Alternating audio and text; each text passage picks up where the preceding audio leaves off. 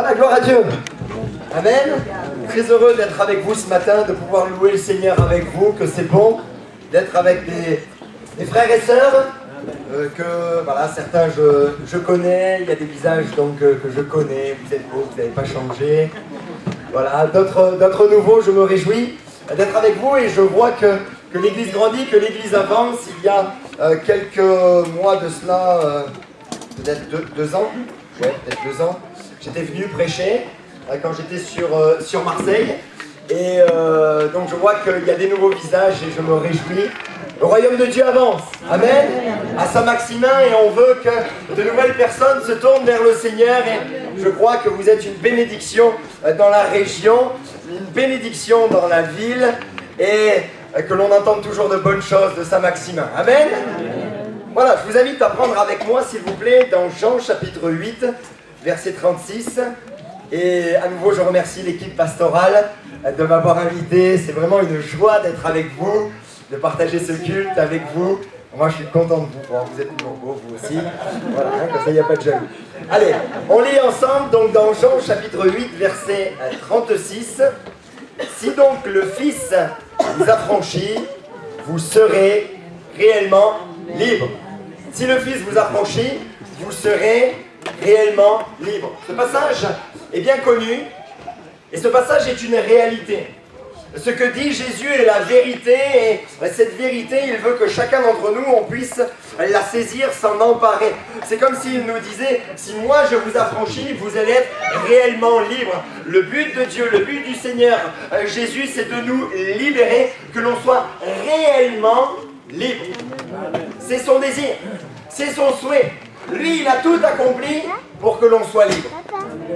Maintenant, c'est à nous de marcher dans cette liberté et de saisir cette liberté. Cette liberté est comme un héritage dans lequel il nous faut entrer, héritage dont nous devons nous emparer. D'ailleurs, c'est le titre de mon message ce matin, « Entre dans ton héritage ». Et on verra que bien plus que entrer, il faut s'emparer de notre héritage. Si je parle de manière spirituelle, du combat spirituel, et c'est spirituellement qu'on le remporte. Ce matin, j'avais vraiment à cœur de partager avec vous différents combats que nous pouvons rencontrer dans notre vie chrétienne. Différents défis qui s'offrent à nous, qui sont devant nous, différentes solutions aussi qui sont en notre possession pour entrer dans notre héritage et avoir la victoire sur le monde, avoir la victoire sur la chair, avoir la victoire sur l'ennemi de notre âme. Nous prendrons appui sur la conquête du pays promis par Josué. Quel exemple merveilleux, qui correspond tellement aux situations que nous pouvons rencontrer. Bien sûr, quand nous lisons Josué, et moi je me réjouis toujours à lire Josué, ça fait partie des livres vraiment que je préfère dans la conquête, alors que le peuple d'Israël, vous connaissez bien l'histoire, est sorti d'Égypte et dans le désert. C'est le moment maintenant d'entrer dans le pays promis. Et là, Josué est placé à la tête du peuple, et il doit être sensible à ce que Dieu veut lui dire. D'ailleurs, il passe derrière Moïse, ce n'était pas une mince affaire, mais il doit amener le peuple à rentrer dans son héritage, à rentrer dans le pays promis. Certaines tribus ont dit non, nous on veut rester en dehors, là à l'est du Jourdain. Mais non, ce que Dieu voulait, c'est qu'ils soient tous à l'intérieur. Il fallait qu'ils soient tous entre la Méditerranée et le Jourdain. Et c'était là le pays promis. Seigneur ne veut pas que l'on rentre à moitié dans ses bénédictions. Seigneur ne veut pas que l'on rentre à moitié dans ses grâces. Mais le Seigneur veut qu'on rentre pleinement dans ses grâces. Pleinement dans ses bénédictions. Avant de rentrer dans le pays promis, que Dieu avait donc choisi, préparé, un pays où coule le lait et le miel, la Bible nous dit qu'avant de rentrer, avant même de livrer bataille, ils se firent circoncire et ils célébrèrent la Pâque.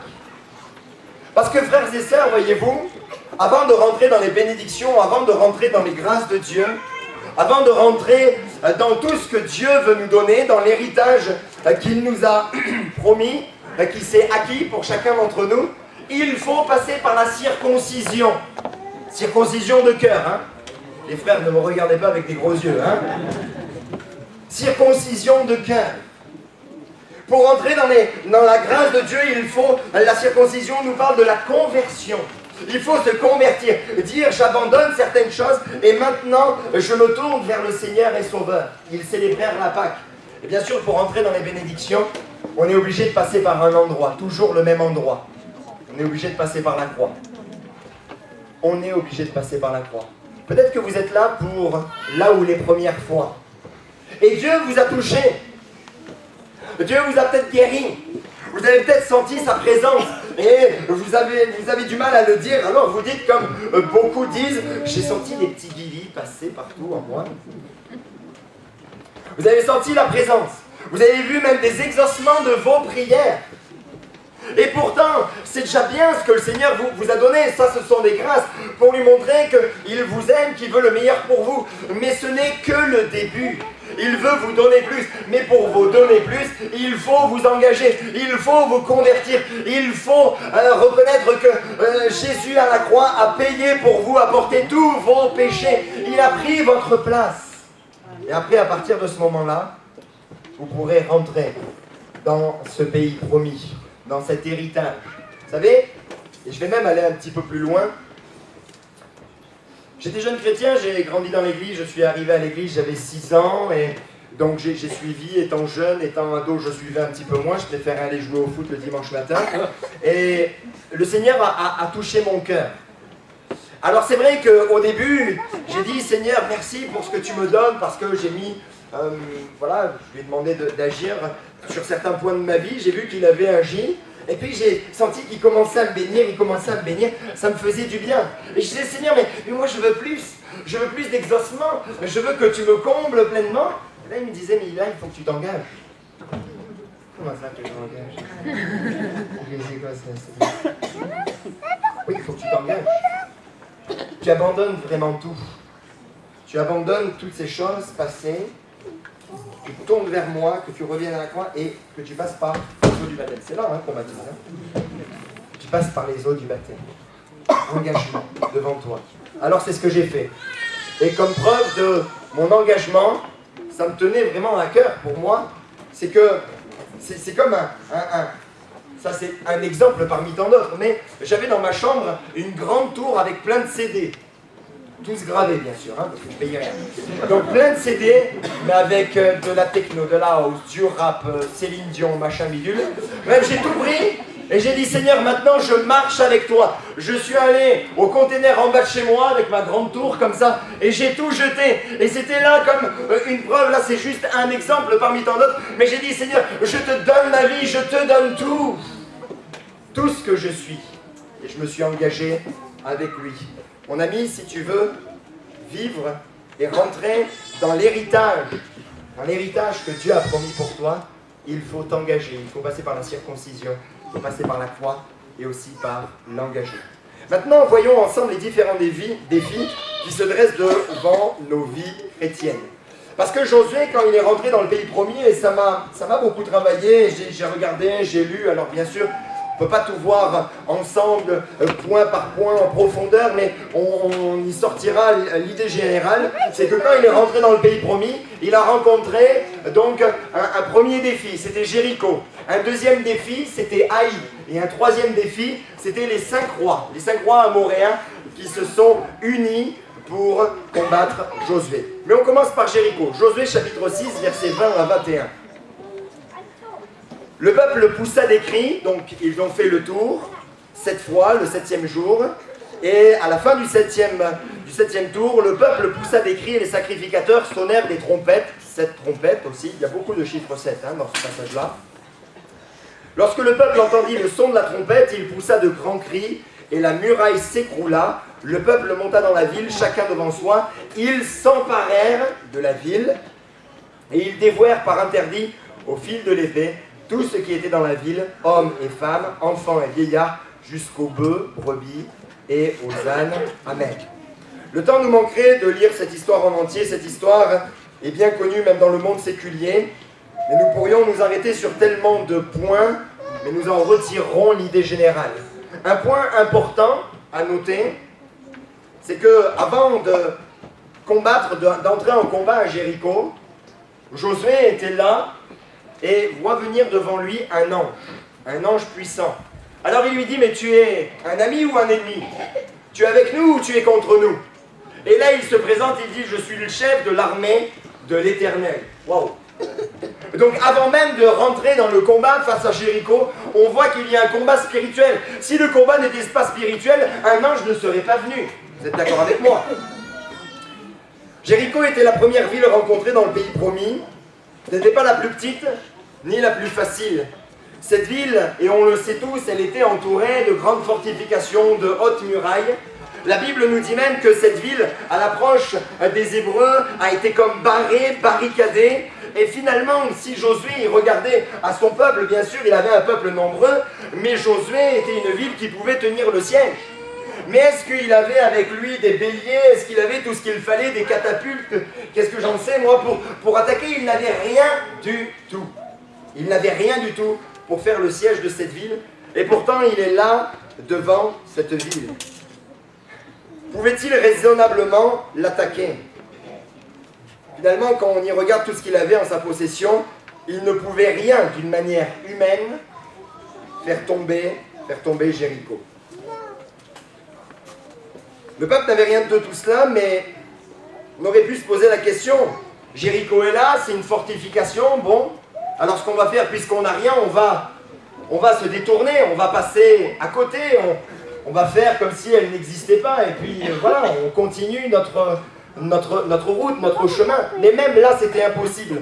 Parce que quand vous regardez au niveau géographique, ils devaient faire tomber Jéricho. Parce que quand ils allaient à la guerre, ils laissaient les femmes et enfants et une partie du peuple à Gilgal. Et pour rentrer dans le pays promis, il fallait passer par Jéricho. S'ils n'avaient pas fait tomber Jéricho, Jéricho aurait attaqué les plus faibles et ils auraient tout détruit. Et même, ils les auraient pris par l'arrière. Donc, c'était obligatoire de faire tomber Jéricho.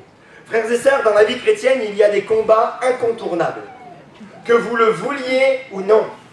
Dans la vie chrétienne, il y a des Jéricho, et on ne peut pas juste là regarder Jéricho en disant je passe outre, je l'évite. Non, Jéricho est devant nous et il n'y a qu'un seul moyen, il faut faire tomber Jéricho.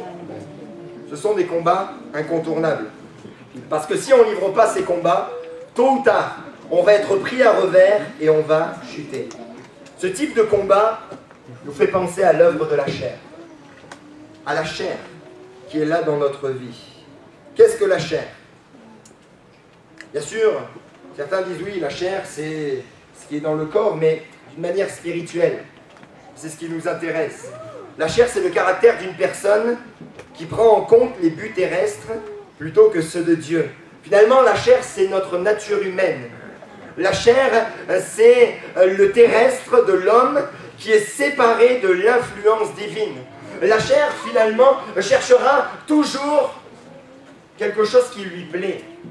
La chair cherchera toujours des choses qui lui sont agréables. Et finalement, la chair sera toujours prompte au péché et toujours opposée à Dieu et toujours opposée à la volonté de Dieu. D'ailleurs, Paul en parlera aux Galates, quand il parlera de la chair et des œuvres de la chair. Ils avaient commencé par l'esprit, mais ils sont tombés dans la chair, circoncision et ainsi de suite. Et quand il détaille toutes les œuvres de la chair, eh ben c'est vers quoi il tendait finalement? Il tendait vers toutes ces œuvres charnelles. Frères et sœurs, je crois que ce premier Jéricho qui est devant chacun d'entre nous dans la vie chrétienne, c'est la chair. Et à un moment donné, l'œuvre de la chair dans notre vie, il faut qu'on la combatte. On ne peut pas la laisser tranquille. On ne peut pas la laisser là, à sa place, en disant « je reviendrai plus tard ». Non, non, non, non, non. On ne peut pas revenir plus tard. La chair doit mourir. Les œuvres de la chair dans nos vies doivent mourir. On peut essayer de contenir, mais à un moment donné, la chair va ressurgir et elle va prendre le dessus sur nous. Si ce n'est pas nous qui la combattons, c'est elle qui va prendre le dessus sur nous. Quelle fut la parole qui a dû réconforter Josué face à Jéricho? Josué chapitre 6, verset 2, l'Éternel dit à Josué, « Vois, je livre entre tes mains Jéricho et son roi, ses vaillants soldats. » je livre entre tes mains. C'est ce qu'on appelle un présent prophétique. Un présent prophétique. C'est la description d'une action future comme déjà accomplie. Voilà ce que je vais faire dans le futur, mais c'est déjà accompli. Mais ça peut encourager. Voilà ce que je vais faire. Je livre là entre tes mains Jéricho, mais c'est déjà accompli. C'est déjà fait. Pour nous, cette parole fait référence à quoi? À ce que Jésus a dit sur la croix. Tout est accompli. C'est comme un présent prophétique. C'est comme une prophétie pour chacune de nos vies face à la chair. Voilà ce que j'ai fait. Tout est accompli. La victoire, tu l'auras. Mais elle est déjà, on l'a déjà eue. À ce que Jésus a fait sur le bois de la croix. Merci Seigneur pour la croix. Parce que face à la chair, tu as déjà tout accompli. Tu as déjà tout accompli. Alors certains disent, oui, mais quand tu ne te rends pas compte, j'ai des combats, j'ai des luttes, et ça revient. Mais à la croix, Jésus a tout accompli. Tout accompli pour que la chair soit liée dans ta vie. Alors, quelle était la solution pour remporter la victoire face à Jéricho? Il fallait suivre la stratégie donnée par Dieu. Et ce qu'a fait Josué, il a obéi à la lettre. Il a obéi, persévéré, gardé la foi, et la muraille s'écroula. Si on prend un petit peu de recul, on sait que Jéricho, les habitants de Jéricho, ils avaient peur. Ils avaient peur des Hébreux. Premier jour, ils tournent une fois dans le silence. Tiens, qu'est-ce que c'est? Deuxième jour, une fois dans le silence. Ils se sont dit, mais qu'est-ce que c'est ça? J'en ai jamais vu ça. On n'a jamais vu ça. Comment on attaque une ville en tournant et en gardant le silence? Et puis les jours passent. Ah tiens, le 7e jour, tiens, ils tournent 7 fois. On peut se dire, mais au début, ils ont dû avoir peur. Qu'est-ce qu'ils sont en train de faire? Ils sont en train de regarder les fortifications. Deuxième jour, tiens, c'est étrange. Qu'est-ce qu'ils font? Ils sont sur leur garde. Puis 3e jour, 4e jour, ils ont dit, mais ils sont timbrés. Hein. Le soleil a trop tapé pendant le désert, pendant 40 ans, là, dans le désert. Il a trop tapé sur eux. Ils ont une insolation. Ils ont la tête à l'envers. Qu'est-ce qu'ils sont en train de faire? Et pourtant, c'était la stratégie de Dieu. Bien sûr, ça c'est le côté Jéricho, mais le côté du peuple. Josué qui dit, écoutez, c'est bon, j'ai la solution. Ah ok, d'accord, qu'est-ce qu'on fait? Premier jour, on tourne une fois. Deuxième jour, on tourne une fois. Puis il commence à te dire, par contre, le 7e jour, ça va être différent, on va tourner 7 fois. Ah ouais. Et sinon, les armes, qu'est-ce qu'on fait? Mais dans le peuple, premier jour, il fallait quand même avoir une certaine foi. Mais ils ont persévéré, mais ils sont allés jusqu'au bout. Pour nous, cela nous parle des indications qu'il nous a données. À nous de persévérer et de garder la foi. La victoire va nous être accordée. Parce que le Seigneur, dans sa parole, nous a donné des indications. Et des fois, on se dit, mais qu'est-ce qu'il nous dit? Qu'est-ce qu'il nous conseille? Ça ne tient pas la route, c'est trop dur. Et même certains disent, oui, mais la parole de Dieu, c'était bien il y a 20 ans, il y a 30 ans, mais pour nous, en 2017, c'est plus valable. Et pourtant, mon frère, ma soeur, les indications qui sont données sont valables pour toi encore aujourd'hui. Et si tu suis ces indications, si tu persévères et si tu gardes la foi, alors les murailles vont tomber. Mais il faudra persévérer parce que les œuvres de la chair, ce n'est pas comme ça du jour au lendemain que ça se fait. Bien sûr, à ma conversion, il y a des choses qui sont parties d'elles-mêmes, toutes seules, rapidement. Mais il y a d'autres, j'ai galéré. J'ai galéré, j'ai combattu et j'avais l'impression de tourner autour de Jéricho, mais je m'appuyais sur sa parole et j'ai dit, Seigneur, ta parole me l'a promis, alors je persévère, alors je garde la foi et la muraille va tomber. Et la muraille va tomber. Alléluia. D'ailleurs, qu'est-ce que dira Jésus à l'église de Philadelphie? Parce que tu as gardé la parole de la persévérance en moi, je te garderai aussi à l'heure de la tentation qui va venir sur le monde entier pour éprouver les habitants de la terre. Parce que tu as gardé la parole de la persévérance en moi. Finalement, Jéricho nous parle de la persévérance dans l'obéissance et la foi face à la chair. La persévérance. Mon frère, ma soeur, je ne sais pas, j'en connais quelques-uns, mais même ceux que je connais, je ne sais même pas ce que vous vivez en ce moment. Et si vous avez des combats avec la chair, le Seigneur vous dit de persévérer, de continuer, et vous aurez la victoire sur la chair. Persévérez, gardez la foi. Il vous a donné quelques indications. Continuez, continuez. Petite note, tout devait être voué par interdit. Tout devait mourir. On ne devait rien prendre dans Jéricho, parce que rien de la chair ne peut hériter du royaume de Dieu. Rien de la chair ne peut nous faire entrer dans le royaume de Dieu. La chair, on s'en sépare et on rentre par l'esprit dans le royaume de Dieu. Amen, vous êtes d'accord avec moi? Ça, c'était le premier défi, Jéricho. Le deuxième, c'est Haï. Josué chapitre 8, versets 20 à 21. Les gens d'Haï, ayant regardé derrière eux, virent la fumée de la ville monter vers le ciel, et ils ne purent se sauver d'aucun côté. Le peuple qui fuyait vers le désert se retourna contre ceux qui le poursuivaient, car Josué et tout Israël, voyant la ville prise par les hommes de l'embuscade et la fumée de la ville qui montait, se retournèrent et battirent les gens d'Haï. Haï est la deuxième ville attaquée par Josué. Ce n'était pas forcément la plus difficile, mais elle s'est montrée très coriace.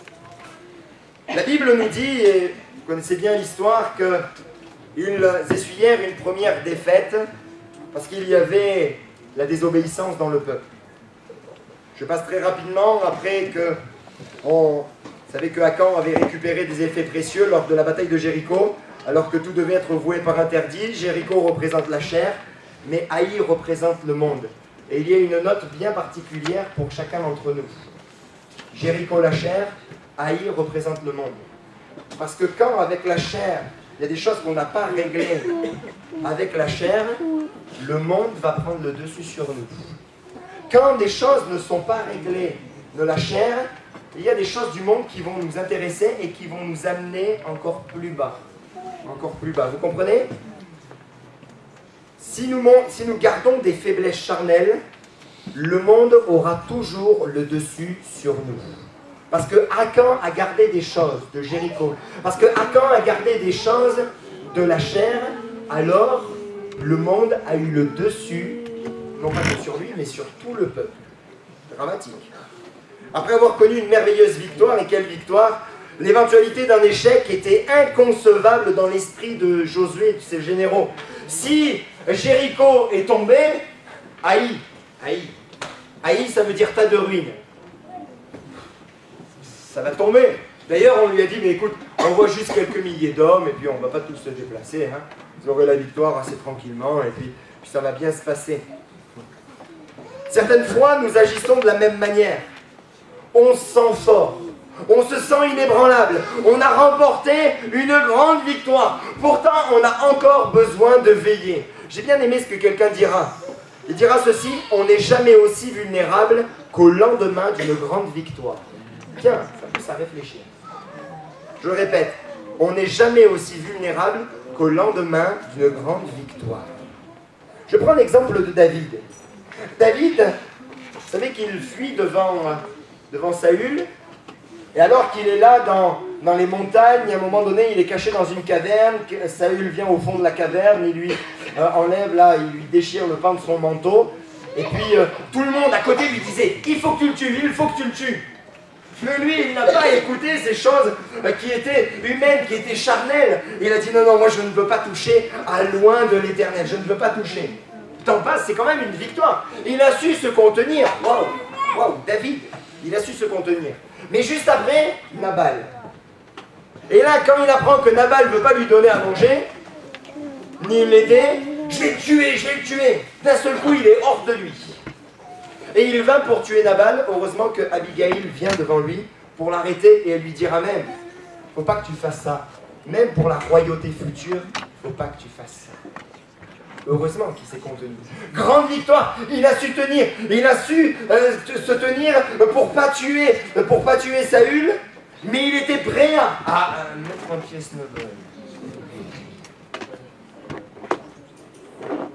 Et il était vulnérable. Et heureusement, oui, qu'il a écouté Abigail. Heureusement qu'il a écouté Abigail. Le point important, là aussi, à relever, c'est qu'après que le péché d'Akan fut réglé, Josué se tourna vers Dieu parce qu'il savait que pour vaincre son ennemi, il fallait consulter Dieu. Encore une fois, c'est d'une manière spirituelle qu'on reçoit la stratégie. Et frères et sœurs, face au monde, face au monde qui nous entoure, face au monde qui nous entoure, il faut que le Seigneur nous éclaire, qu'il nous montre la stratégie. Bien sûr, le combat de la chair, ce n'est pas le même combat avec le monde. Quand je parle de monde, je ne parle pas de tous les gens, mais je parle de l'esprit du monde, que l'on peut côtoyer tous les jours. Chacun a un contact avec le monde différent. Tout dépend d'où vous habitez. Tout dépend des collègues de travail, tout dépend de vos voisins. Enfin, il y a plusieurs choses qui... Le monde est totalement différent. Je pense à un frère qui est ambulancier. Non, il n'est plus ambulancier, maintenant il est chauffeur de bus, mais quand il était ambulancier, il disait « Philippe, j'en peux plus. J'en peux plus. » Celui qui conduit l'ambulance, il met toujours la radio, il met des choses, j'en ai marre, ça me saoule, mais c'est pas la même chose que je vivais, moi, à l'époque. J'étais à Marseille, j'étais au-dessus de l'église. Si je voulais, en une semaine, je pouvais rencontrer que des chrétiens. Donc, c'est pas le même contact que l'on a avec le monde. Les uns, c'est difficile, d'autres, c'est plus facile. Tout dépend, et je le répète, tout dépend où vous habitez, ou même les collègues de travail. Des fois, quand je parle avec des frères et sœurs, ils me disent comment ça se passe dans leur travail, je dis, purée, t'es courageux, hein. Des cancans, des critiques. C'est les feux de l'amour dans certains lieux de travail. Hein. Mais c'est le monde. C'est le monde. C'est le monde qui est là.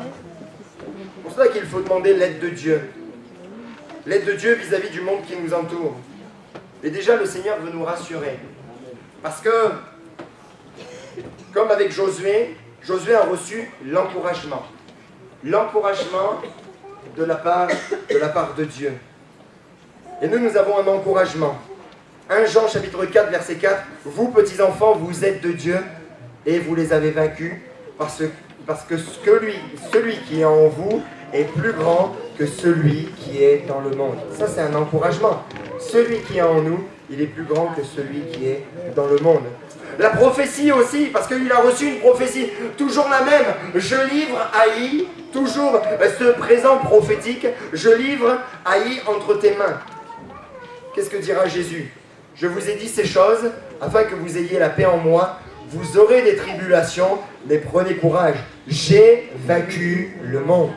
Et ça, c'est pour nous quelque chose de fort, parce que Jésus a vaincu le monde. Nous savons que nous, en tant que chrétiens, nous marchons dans cette même victoire. Et puisque Jésus a vaincu le monde, nous aussi, nous sommes vainqueurs du monde. L'indication. Il lui a dit comment attaquer. D'ailleurs, il lui a juste dit, Dieu a juste dit, attaque-le par derrière. Et après, c'était à Josué de tout mettre en place, de mettre son programme en place pour faire tomber Haï. L'indication, nous aussi, nous l'avons reçue. C'est Jésus, il priera, il dira, je ne te prie pas de les ôter du monde, mais de les préserver du mal. Ça, c'est l'indication. Il ne veut pas que l'on soit comme des ermites. Il ne veut pas que l'on aille, je ne sais où, dans une caverne un petit peu plus haut, là où soi-disant Marie, elle est venue. Mais non, il ne veut pas que l'on soit loin du monde.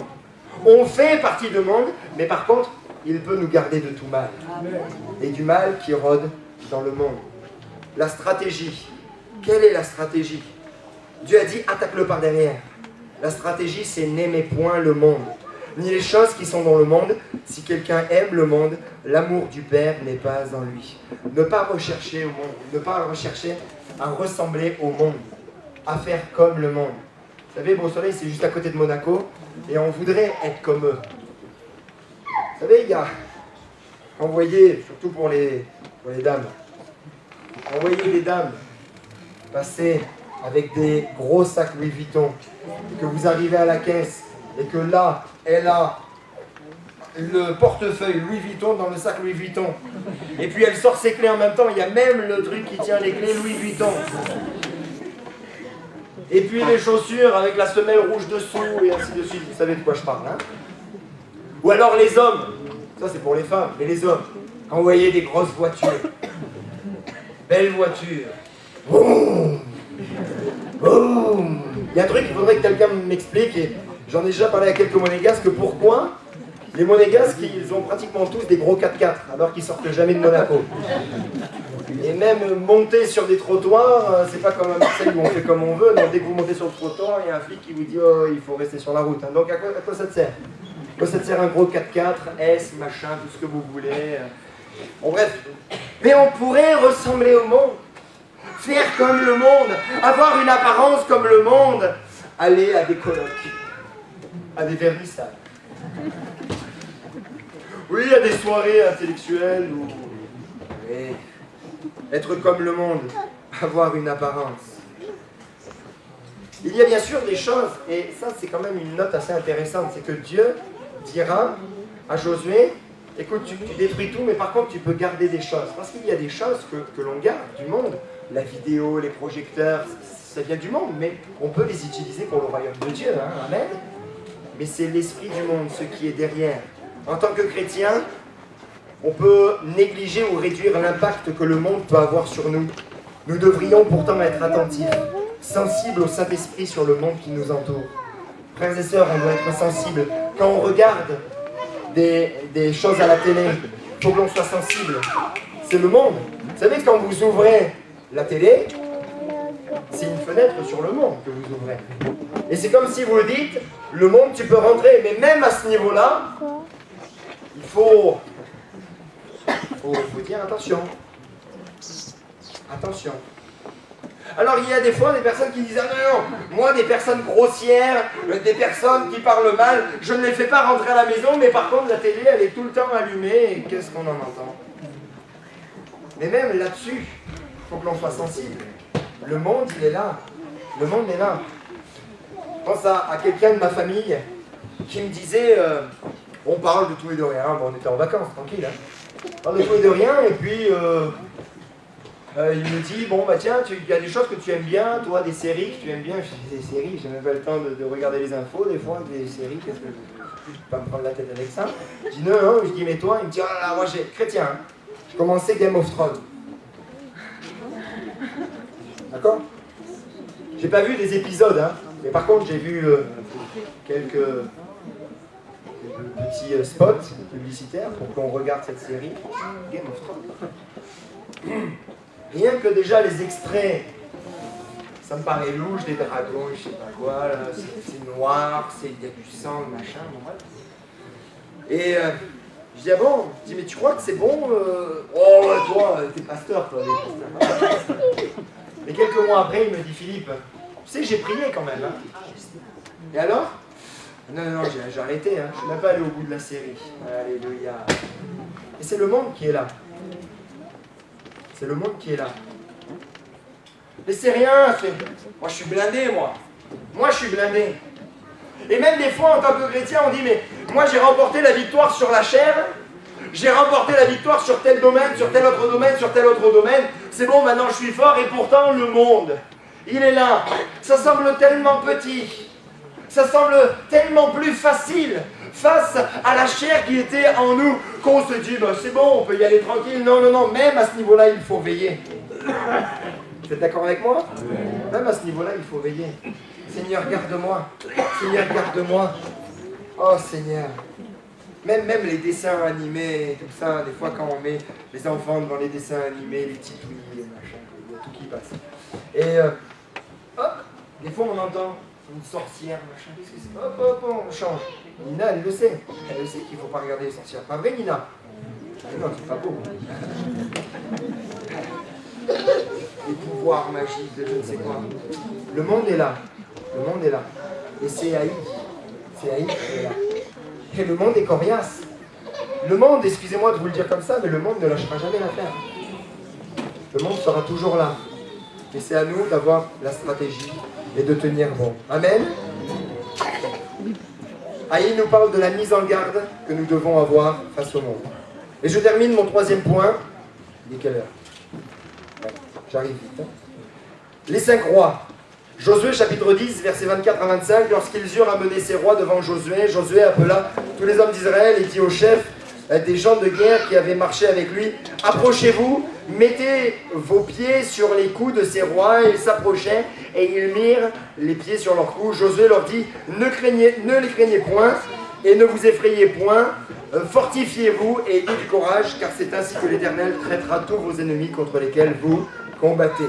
Remettons-nous juste un petit peu dans le contexte de cette troisième bataille. Josué, après la victoire sur Haï, vit venir vers lui un peuple avec qui il fait alliance, les Gabaonites. Je ne vais pas rentrer dans ces détails-là. Les Amoréens, voyant que Gabaon avait fait alliance avec Israël, décidèrent donc de s'allier, 5 rois au total, pour attaquer Gabaon, qui était petit et fragile. Ces 5 rois ressemblent tellement aux puissances démoniaques. Parce qu'il y a la chair, il y a le monde, mais il y a aussi l'ennemi de nos âmes. Et l'armée de Satan, elles s'allient elles se mettent ensemble pour amener la peur, pour asservir, pour briser, pour détruire. Et bien sûr, l'ennemi s'attaque toujours aux plus faibles. J'avais, il y a quelques mois en arrière, à cœur un pasteur, parce que sa fille passait par des moments difficiles, et donc je l'ai appelé 1 fois, 2 fois, je parle avec lui, je lui dis écoute mon frère, allez on va prier ensemble, et une autre fois où je l'ai rappelé, il me dit tu sais Philippe, j'ai vraiment les nerfs dans ce qui se passe. Je dis dis-moi qu'est-ce qu'il y a, il me dit mais tu vois le malin, il ne s'attaque pas à moi, il s'attaque à ma fille, et il croit qu'en s'attaquant à ma fille, il va me toucher mon ministère et donc toucher l'église qui est derrière. Et il dit, je sens que c'est un combat spirituel.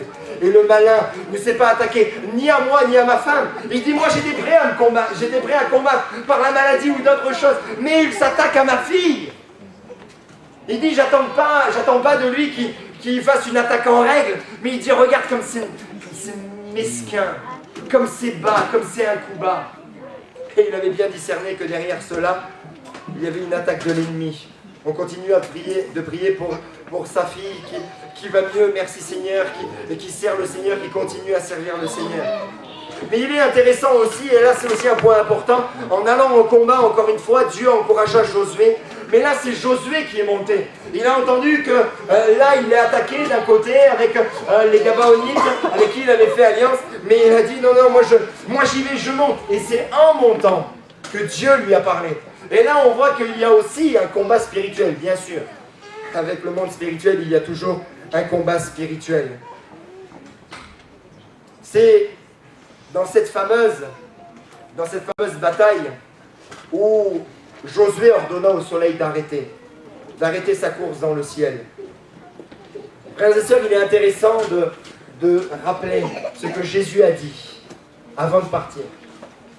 Il dira ceci dans Marc chapitre 16, verset 17, vous connaissez bien ce texte. Voici les miracles qui accompagneront ceux qui auront cru en mon nom.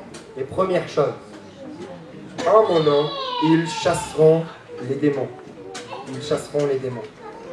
Frères et sœurs, le combat contre les puissances occultes ne peut se livrer qu'à la lumière de la parole, face à la vérité. Comme Josué a dit, le soleil, tu t'arrêtes maintenant, je t'ordonne de t'arrêter, jusqu'à ce que j'ai la victoire sur mes ennemis. Le soleil s'est arrêté, la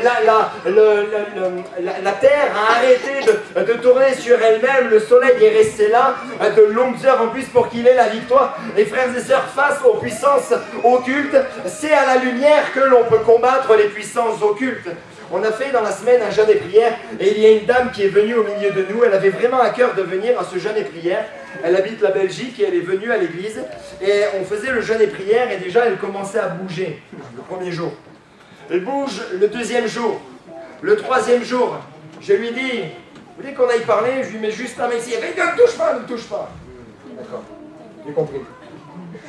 Et puis elle part, elle dit, mais vous allez continuer à prier longtemps comme ça? Vous allez continuer à prier longtemps comme ça? Et elle faisait que bouger. Et puis à un moment donné, on lui a dit, est-ce que tu veux? Et on parlait à cette dame qui s'appelle Christiane. On lui dit, Christine, est-ce que tu veux être libérée? Elle dit, oui, je veux être libérée. Alors on a discuté avec elle. Et puis là c'est parti dans tous les sens. Je dis pas ça pour vous faire peur, mais juste pour vous dire qu'il fallait amener la vérité et la lumière.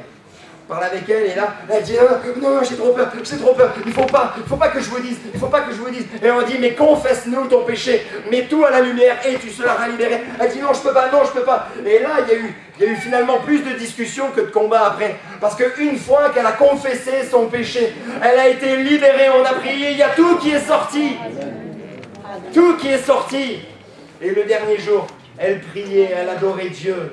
Même à un moment donné, on l'a coupée parce qu'elle priait pour tout le monde. Son oncle, sa tante, son machin, le cousin, le petit-fils.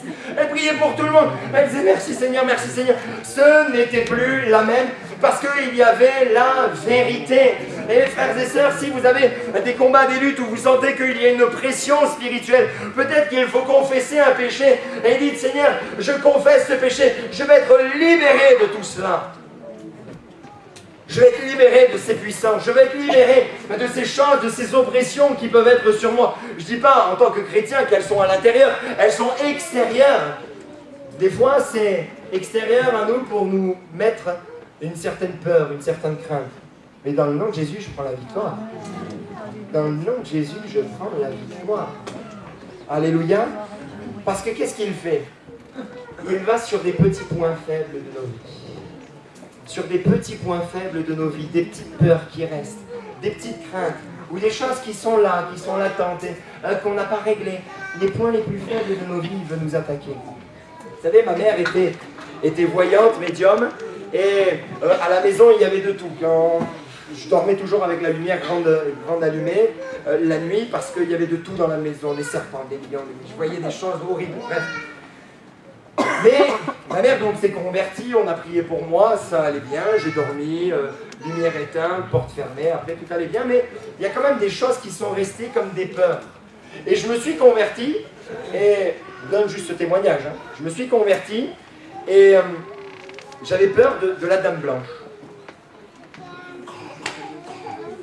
Chose que j'avais entendue, chose que ma mère disait quand j'étais petit, si elle te parle. Un petit peu fou.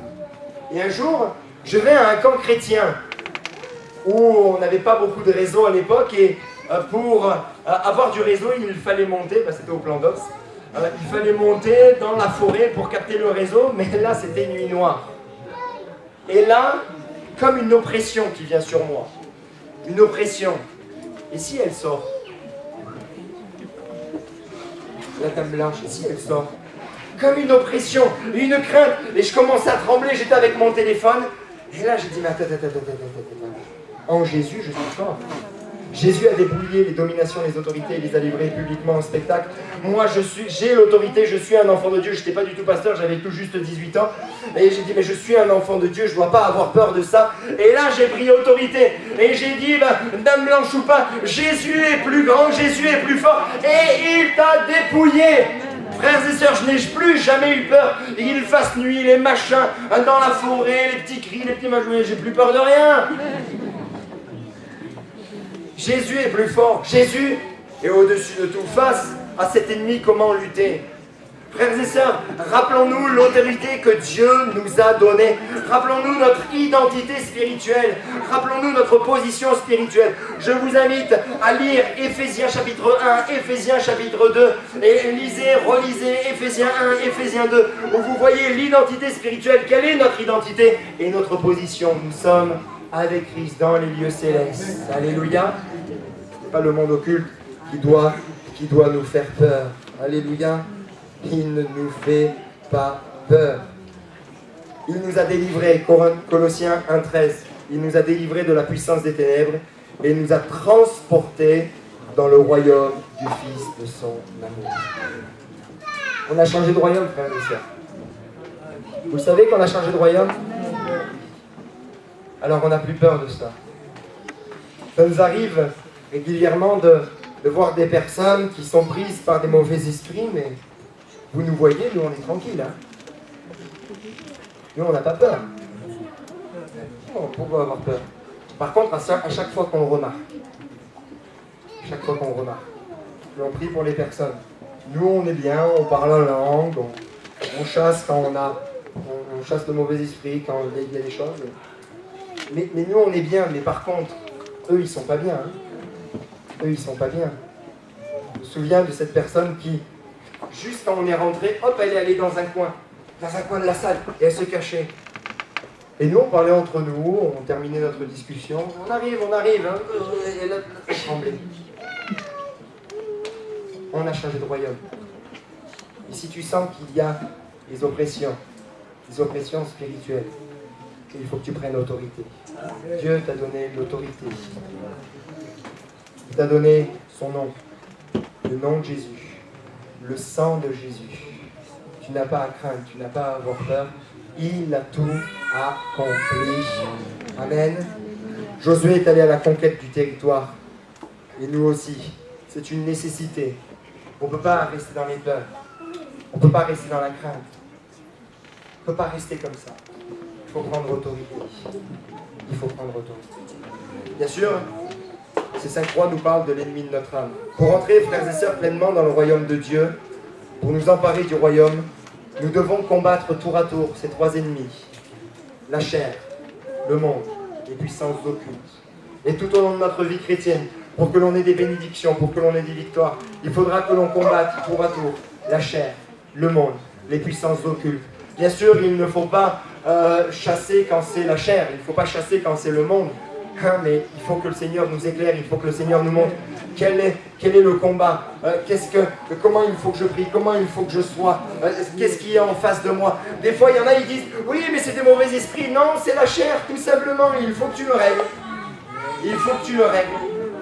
Ou sur d'autres choses, et je pourrais prendre tellement d'autres exemples. Oh là là, le monde, oh le monde autour de moi, non, alors que c'est un problème de chair, et c'est au fond de toi, il faut que tu le règles, il faut que tu demandes pardon, comprenez? Il ne faut pas se tromper non plus d'ennemis, mais je crois que le Seigneur va vous donner du discernement, et puis vous avez des pasteurs, des anciens qui sont là aussi pour vous entourer, et vous aider justement à bien combattre. Amen. Alors entre dans ton héritage, entre dans le territoire que Dieu a promis pour toi, entre dans cette vie de bénédiction, entre dans cette vie de grâce, et je veux que quand tu puisses prier, tu n'attendes pas non plus 30 minutes de prière pour ressentir la présence de Dieu, mais être libre, rentrer dans l'héritage de Dieu, c'est commencer juste à dire 2 mots en langue et on sent la présence de Dieu, juste louer Dieu et on sent qu'il est là, on sent qu'il est présent. Mon frère, ma soeur, je t'encourage à cela parce que cette vie vaut la peine d'être vécue, et tout cela c'est pour chacun d'entre nous, tout cela c'est pour chaque chrétien de Saint-Maximin. Il veut vous bénir afin que vous rentriez dans cet héritage divin. Amen. Merci Seigneur pour ces moments, merci Seigneur pour ta grâce, merci Seigneur pour ta parole, pour ta présence. Tu es vivant, tu es réel, et tu nous donnes la victoire sur tous nos ennemis. Mon Seigneur, face à la chair, c'est incontournable. On est obligé de combattre, mais mon Seigneur qui va nous donner la victoire. Tu vas donner la victoire, et même si c'est long, mon frère, ma soeur, ne te décourage pas. Un jour, la muraille va s'écrouler. Un jour, tu auras le dessus sur cette œuvre de la chair. Alléluia, face au monde. Seigneur va t'éclairer, va te montrer. Merci Seigneur, parce que tu vas révéler certaines choses. Tu vas leur montrer ce qui est bon de ce qui n'est pas. Et comme tu l'as dit au prophète Jérémie, c'est par ce qui est vil de ce qui est précieux. Et tu seras comme ma bouche. Oh Seigneur, merci. Merci parce que tu nous donnes l'autorité. La victoire sur la puissance de l'ennemi. La victoire sur la puissance de l'ennemi.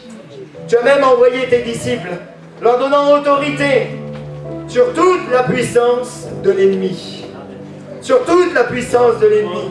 Et comme Josué a mis le pied sur le cou des 5 rois, nous aussi, nous pouvons dominer sur ces choses. En toi, par toi, parce que tu es là. Parce que la victoire a déjà été remportée. Parce que personne n'est comme toi. Nous sommes du peuple des victorieux. Merci mon Jésus. Amen.